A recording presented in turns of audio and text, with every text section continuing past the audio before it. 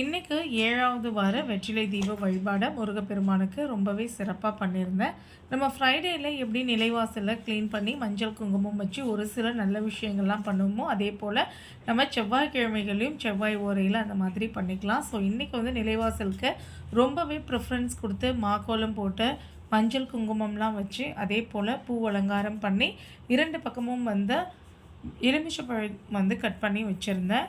So இது வந்து பார்க்குறதுக்கு ரொம்ப நிறைவாக இருந்தது. அதன் பிறகு வந்து வெற்றிலை தீபத்தை வழக்கமாக 8 to 9 செவ்வாய் ஓரையில் வந்து போட்டிருந்தேன்.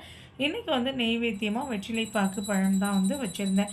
இன்றைக்கி வெளியில் இருக்கக்கூடிய முருகப்பெருமானுக்கும் வந்து ஆரத்தி எல்லாம் காமிச்சிருந்தேன்.